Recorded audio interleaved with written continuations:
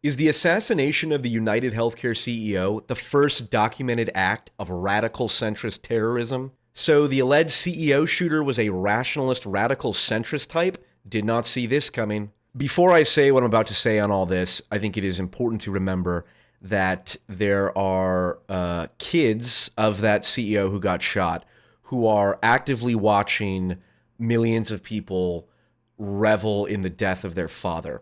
And that alone does not dismiss the complexity of the situation. We can't just say, well, it's immoral, that's it, end of discussion, no more, because there's more to this. But it would be a serious mistake to lose our humanity in this because a father is dead. And that generally, I think, is not good. The bigger question here at the root of all this is really the question of, is political violence ever justified? Which is a different question from, was this particular act justified? Which I'll get to. But the deeper question is political violence in general ever justified? And the answer to that is obviously yes. That is what the American Revolution was. And the same founding fathers who wrote our sacred Constitution that enshrines all of these wonderful democratic norms that we're so worried about falling apart because of people like Trump. These same people said the tree of liberty needs to be watered with the blood of tyrants and patriots from time to time. Obviously, if a system becomes so totalitarian and corrupt and democratic action is no longer sufficient to change it, then of course political violence is the only option you have left, and therefore it can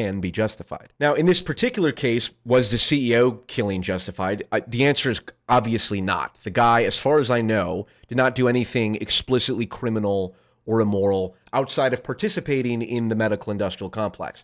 Now, do not get me wrong, nobody hates the medical industrial complex more than I do. Health insurance in the United States is a disgusting mess. It only works if you are like me and was born into actual privilege, not white privilege. I'm talking about the real class privilege. Rich people benefit from health insurance, the health insurance system in the United States, because you can get it through your company and then get, great care. But that's the stupid thing. We decided that your health insurance is tied to your place of work. And in practice, it's because a company can collectively negotiate on behalf of its employees. But it's kind of a questionable thing as to why companies are the source of community and collective negotiation, as opposed to, unions or churches or social clubs like it was in the past. If you are poor and you try to get health insurance in America, it's absurd. My video editor explained his situation a while back when he was independent, and it's like so insane how much it costs for having a super high deductible to begin with. It's nonsense. You also have to take into account the obvious fact that any informed person is aware of, which is that our medical system is designed to treat illness rather than prevent it. It's not about increasing the health of individuals. It's about profiting off of the sickness they inevitably will develop. It's obviously not a blanket conspiracy because there's so many people who go into the medical field who do it because their family died of a particular disease and they're devoted their life to solving it. And so it's not like they're suddenly corrupted by all the financial incentives and the whole thing goes to hell. But economics 101 is people respond predictably to incentives. And all of the incentives of our healthcare system are treating illnesses after they've been developed rather than preventing it, because there's no money in preventing cancer. There's a lot of money in treating it. The institutions that are responsible for regulating our food are completely captured to the point where we're just putting all kinds of useless bullshit chemicals in our food that are outlawed in Europe. And then you have the endless number of examples of pharmaceutical companies just straight up knowingly killing people, whether it's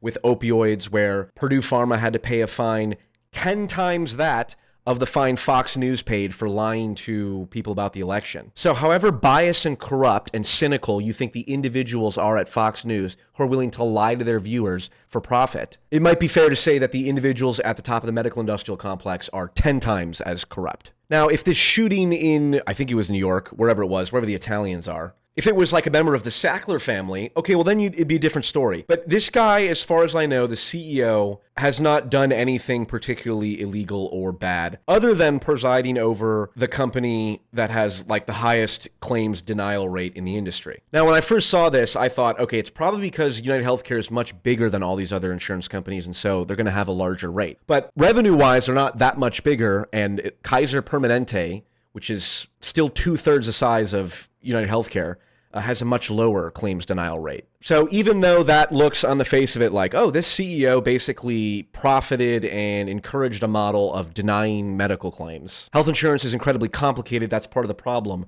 And so I suspect there's a lot more going on behind the scenes as to why that rate is inflated. But it could be the case that it was because of his leadership and his directives. The point of all of this is to claim that this was just a deranged lunatic and that's all it was a cold-blooded killer and people celebrating this are just deranged themselves, is to ignore the underlying negative psychological energy that has been brewing as a direct result of our inability to solve the medical industrial complex problem. Look, I am in favor of some type of accelerationism. I genuinely think it'd be a great thing if we had a second constitutional convention and we just started and said, obviously keep the First Amendment, obviously keep the Second Amendment, but maybe let's mention nuclear bombs and chemical weapons here, and reform our government in a way that makes sense and is more socially cohesive. Because this hyper-libertarian mindset of I'm not going to pay for other people's health insurance is nonsense. I am not necessarily in favor of universal health care. I'm genuinely agnostic and open to different political solutions to the healthcare system. But I do think we live in a society and we have individual rights balanced by collective responsibility. And I'm in favor of a system that, ensures that poor people don't die because I happen to be born in the right circumstances to get disgusting coverage that is not at all proportionate to the amount of work I actually put in to anything on any given day. The bigger point about political violence is that, yes, obviously it is justified in extreme circumstance when all other options have been exhausted. And the reason that you want to be super careful with it is because as soon as you start to even consider to normalize political violence and say, oh, we'll use it to be expedient here in getting what we want done, it is exactly the kind of people who you do not want to do political violence who suddenly now engage in it the most. The amount of indescribably low IQ takes I have seen, primarily from people on the far left who just love revolution and just love to see shit burn because their lives are so miserable and they have nothing going for them anyway. Same with the far right. Same for me, honestly, at this point. But comparing this to Kyle Rittenhouse is utterly insane. Or saying that, Luigi the shooter should go free and Daniel Penny should be in prison, when that is just completely backwards because Daniel Penny is a goddamn hero. Thank you, Daniel Penny, for protecting people. But this is my point. It's exactly the kind of these type of degenerate people who as soon as political violence becomes, maybe we can do political violence if it's justified. It's like those are the psychos who will take up arms and just tear shit apart. So political violence is only justified when every other option is exhausted. And as far as the medical industrial complex is concerned, RFK Jr. is going to be the Health and Human Services Secretary, whatever the it is. Okay, Bobby K is going to get rid of the chemical sludge in our food so that the health insurance companies won't have any health claims to deal with because we'll all be healthy.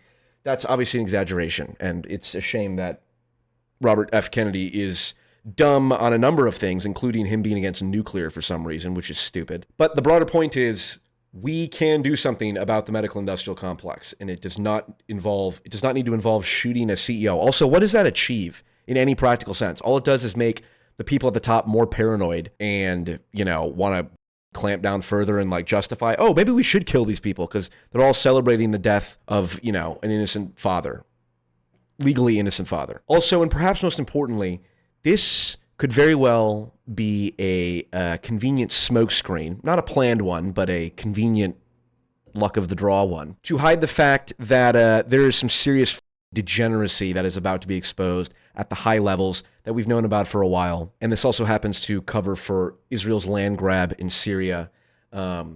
So the point is, stay frosty. Don't shoot people in the middle of the street. Rise to the occasion with a radical centrist charisma.